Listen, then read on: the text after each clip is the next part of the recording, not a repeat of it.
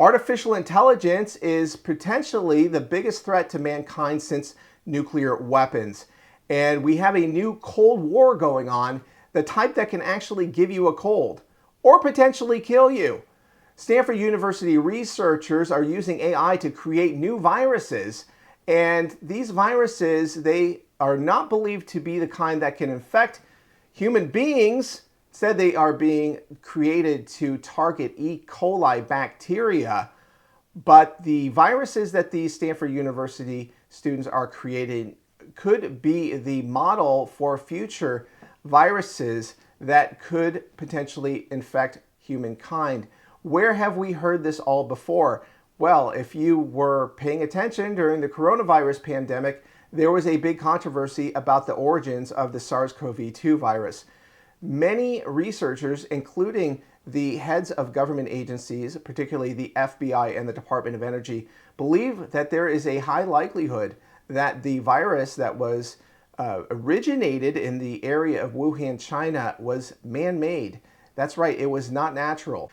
That is lingering in the backdrop of the memory hold story of the COVID-19 pandemic, and we're getting a deja vu all over again moment when it comes to the Stanford University experiment. So the students, they not only designed these viruses, 16 of them in all, according to reports by the BBC and other international press, but they created them in a laboratory. And of course, these students, they are wide-eyed and enthusiastic about using AI to benefit humanity, but that is not necessarily going to end up well for all of us. We are potentially in a bioengineering arms race with China and other countries, and it's true that just because we don't engage in research doesn't mean our enemies won't, and that taking precautions against pandemics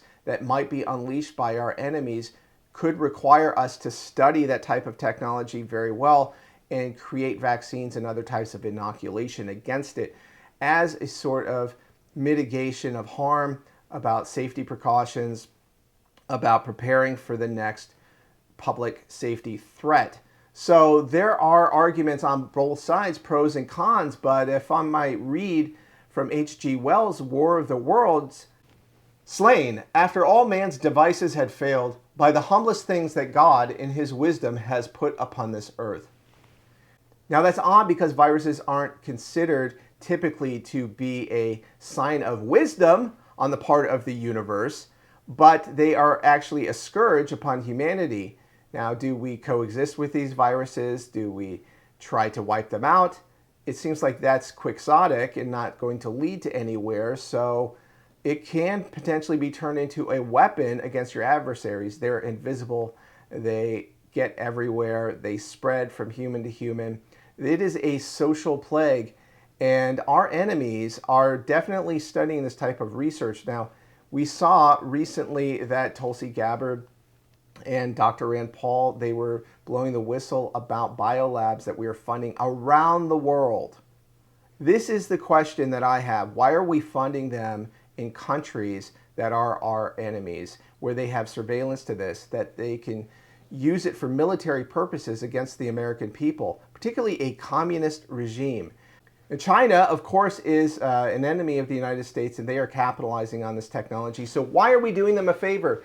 Obviously, this is publicly disclosed research, and they are going to take it and capitalize on it themselves if they aren't doing it already. And so we are getting another screaming warning about the direction that this research is heading in, because we saw it before with gain-of-function research.